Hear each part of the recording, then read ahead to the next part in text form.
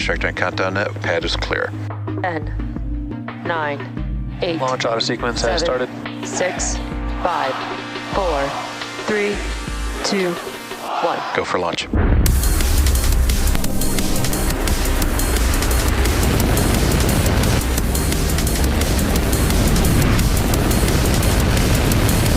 Vehicle is supersonic. Stage separation confirmed. Dragon separation confirmed.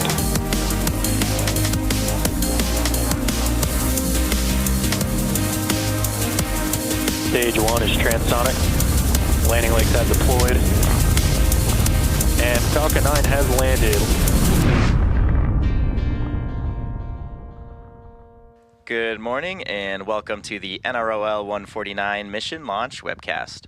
The Falcon 9 rocket carrying this morning's payload is currently awaiting liftoff from Slick 4 East at Vandenberg Space Force Base in California, just in about 8 minutes from now.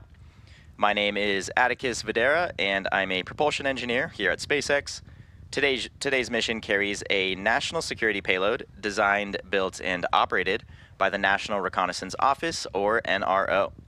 Today's mission will be SpaceX's 422nd overall launch, the 127th launch of 2024, as well as our 8th NRO launch on a Falcon 9 rocket. This mission continues the NRO's cutting-edge capability of building and developing the U.S. government's largest satellite constellation in history to deliver critical information that can only be obtained from the vantage point of space. Both the range and vehicle are currently healthy. We are on track for a liftoff at 5:19 a.m. Pacific time. It's also worth noting that we will not be showing any Stage 2 or payload deployment views at the request of our customer today. But for now, let's meet the vehicle and learn just a little bit more about the most flown U.S. launch vehicle ever, the Falcon 9 rocket. Falcon 9 is a two-stage rocket developed and manufactured by SpaceX, known for its safe, reliable, and cost-effective access to space. We just heard on the nets that engine chill has begun. Falcon 9 is also the first and currently the only orbital class rocket capable of reflight. Starting at the top of the vehicle is the payload fairing. The payload fairing is a protective shell that encases the payload or satellite being sent to space.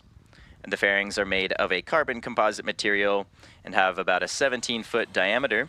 And this creates the space to accommodate something the size of an average-sized fire truck. The fairing is made up of two halves and will separate and jettison away from the vehicle, exposing the payload once Falcon 9 reaches space. Continuing. Stage 1 RP1 load is complete.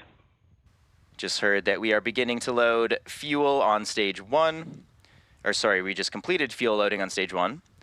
Continuing down the vehicle, we do have the second stage. The second stage is powered by a single Merlin vacuum, or MVac, engine, and this engine is optimized to perform in the vacuum of space.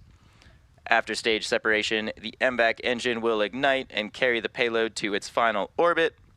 The second stage is connected to Falcon 9 first stage by the black composite inner stage, and this houses the MVac engine and the systems that decouple the two stages during stage separation. Below the second stage is the first stage, and this is powered by 9 Merlin engines. These 9 Merlin engines provide the initial thrust to lift Falcon 9 off the ground and through the lower, thicker parts of the atmosphere. The lower part of the vehicle has 8 engines arranged around one center engine, and they are all collectively held in place by a structure we refer to as the octaweb. Each of these Merlin 1D engines delivers just about 190,000 pounds of thrust at sea level, and combined they give Falcon 9 a total 1.7 million pounds of thrust. Now, after stage separation, Stage 1, also called the booster, will return to Earth for Falcon recovery. 9 tanks are pressurizing for thrown back retract. We will, of course, return the first stage to Earth for recovery and reuse on a future mission. And that will be landing on our drone ship, which you can see on your screen now. And the drone ship today is, of course, I Still Love You, currently stationed in the Pacific Ocean. Now we do land the vehicle with a combination of the Merlin sea level engines and the 4 titanium grid fins located near the top of the booster. Turn back retract has started. These will guide the vehicle during its re-entry and landing. Now you might have just heard that the strongback has begun to retract. Of course, the strongback, sometimes referred to as the TE, is that large truss structure that is stationed next to the rocket. Probably a little hard to see through the fog this morning, but we do have clamp arms, which will open up around the top of the second stage, just below the fairing, and those should be retracted at this point. Now the first stage is connected to a launch mount at the base of the TE, but the TE is hinged and does retract away from the vehicle in preparation for launch. The TE is designed to transport, raise, and support Falcon 9 at the launch pad. It's also equipped with umbilicals or flexible lines that are used to route the vehicle's fluids, power, and telemetry from the ground systems to the rocket and to the payload, and this is until Falcon 9 will switch to internal power and clear the pad. You might be able to see there the TE is now reclined away from the vehicle in preparation for liftoff. Now we're just getting towards the end of propellant loading, so at this point both the first and second stages are nearly fully loaded with 1 million pounds. Stage 1 LOX load is complete. There we go, we just heard stage 1 has finished LOX loading. Stage 2 should wrap up about a minute from now. The combined total propellant is about 1 million pounds of rocket-grade kerosene fuel and liquid oxygen. You might have noticed that there are some white clouds forming around the vehicle, and these clouds are comprised of the chilled gas above the LOX tank, and we vent that every now and then just to maintain pressures in the tank as needed. And that gas, of course, mixes with the warmer California air, and it does condense to form those clouds. So again, coming up on liquid oxygen loading completion on the second stage. Should be wrapping up in around 10 seconds.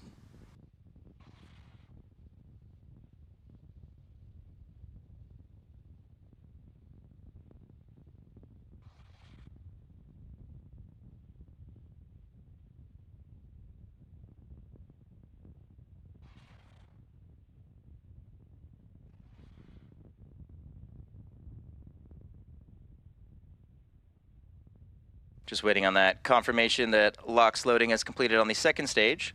But after that point... Stage 2 LOX load is complete. There we go, we just heard that confirmation.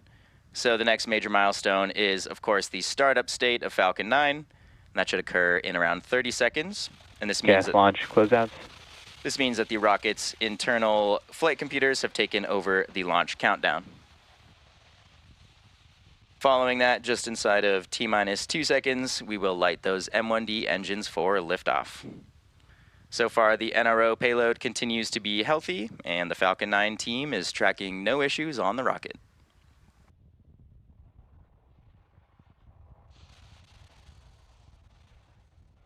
Falcon 9 is in startup. And with that, Falcon 9 has entered the startup state, so the internal flight computers have now taken over the launch countdown. Now we're just waiting for our go from our launch director. Launch director, go for launch. And there we go. We just heard the launch director give the final go for today's mission. At just around T-minus 30 seconds, all systems are go for launch of Falcon 9. T-minus 30 seconds. So for now, let's sit back and let's watch as Falcon 9 takes the NROL-149 mission to space.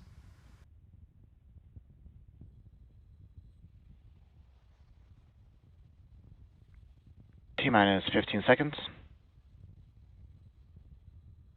T-minus 10, 9, 8, 7, 6, 5, 4, 3, 2, 1, ignition. And liftoff of Falcon 9. Go SpaceX, go NROL-149.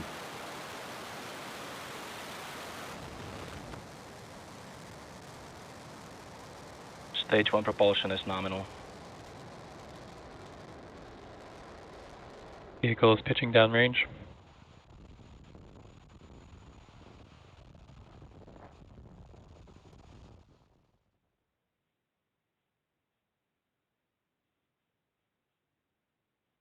T plus 30 seconds into flight, Falcon 9 has successfully lifted off from Slick 4 East at Vandenberg Space Force Base in California at 5:19 a.m. Pacific time.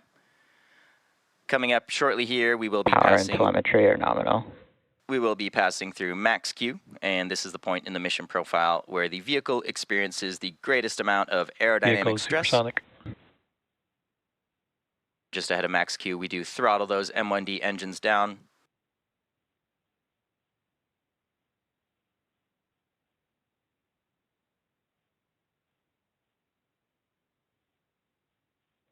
Max Q. And there's that call out for max Q, so we have now throttled the M1Ds back up to full power.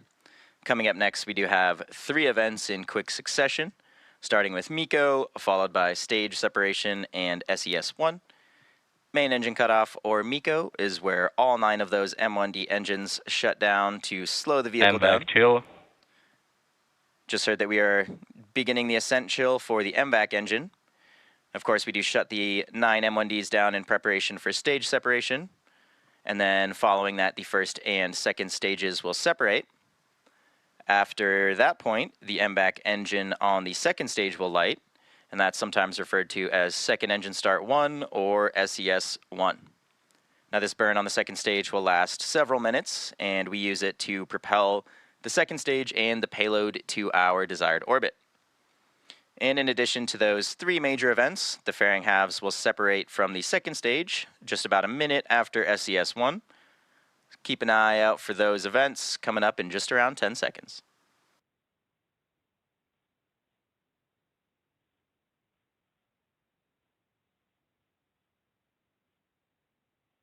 Main engine cut off. Stage separation confirmed.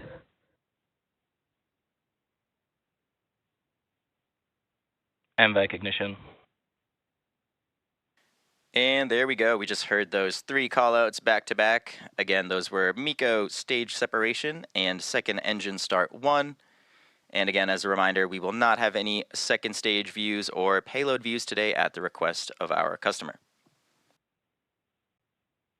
Coming up shortly, we should hear a call out for fairing separation.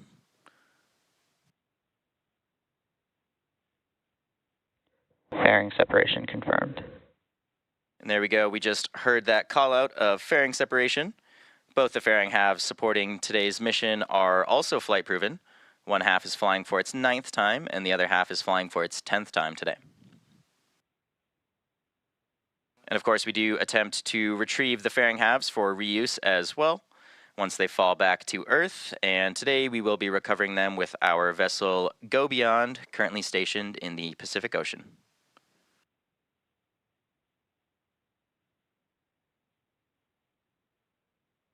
We are just under T plus 4 minutes into today's mission.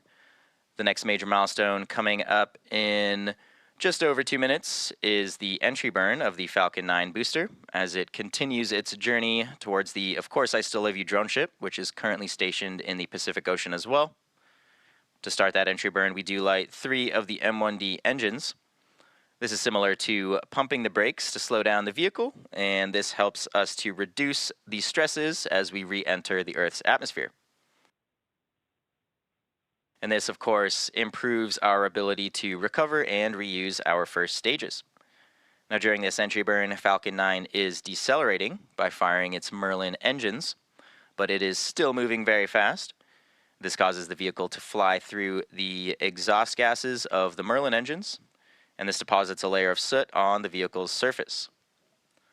Now that soot comes from the carbon-based fuel that Falcon 9 uses, and with each flight, that soot builds up just a little bit more on the outside of the vehicle. You can follow along the trajectory of the vehicle in the bottom left side of your screen. As you can see during this coast phase right now, we do just have a bit of a dark view from our cameras.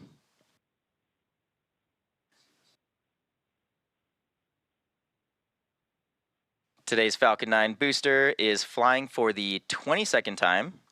This booster has previously supported Sentinel-6A, DART, Transporter 7, 2 other NROL missions, among many, many others. And again, the payload fairings are also flight proven, flying for the 9th and 10th times today. Of course, reusability is key to lowering the cost of spaceflight, and that enables more investment in critical space infrastructure, which in today's case is for national security. And while this booster is on its 22nd trip to space, we are working towards qualifying our fleet of Falcon boosters and fairings to support up to 40 missions each. And increasing Falcon's flight count will provide valuable information on repeated reuse, as well as being a critical element for making life multiplanetary with Starship. Just starting to get some views of the sunrise here from the first stage up in space. Stage 1 entry burn, start up. And there's confirmation that we have begun the entry burn. So as you can see in the telemetry on the bottom left side of your screen, we are now rapidly slowing the vehicle down in preparation for atmospheric re-entry.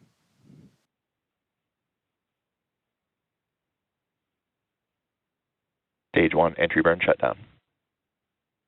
There's confirmation of the end of entry burn. The Merlin engines on the first stage are optimized for sea level. They achieve just about 190,000 pounds of thrust.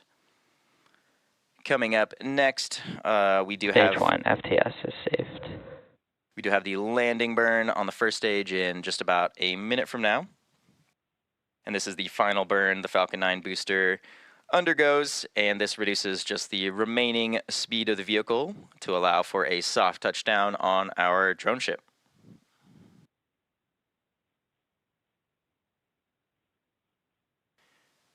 You might be able to see those titanium grid fins have now deployed and are helping guide the vehicle back towards the landing site.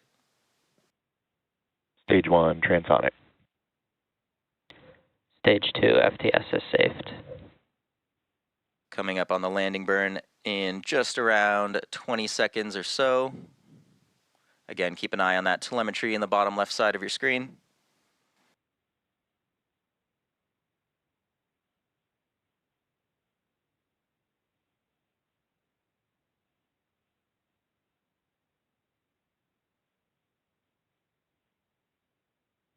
Stage 1 landing burn.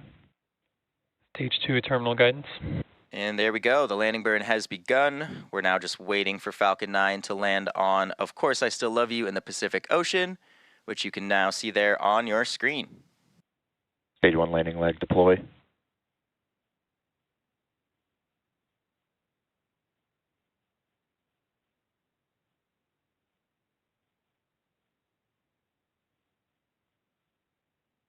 Stage 1 landing confirmed. And there we go. With that confirmation, that marks a successful landing of another Falcon 9 rocket. That was the 22nd launch and landing for this particular stage. And this landing marks SpaceX's 384th recovery of an orbital class rocket. And that includes first stage landings for both Falcon 9 and Falcon Heavies. And we did just hear that MVAC has shut down as well. This was the 127th mission for SpaceX this year. And great news there, we do have a nominal orbit insertion, but again, as a reminder, we will not be showing any stage 2 or deployment views at the request of our customer. So with the successful landing and orbital insertion for Falcon 9, we will be bringing today's webcast to a close. Thank you to the National Reconnaissance Office for entrusting us with today's mission. If you're interested in more launch coverage, please be sure to check out spacex.com/launches, as well as follow @SpaceX on X for the most up-to-date information. Thank you all so much for tuning in, and we'll see you again soon.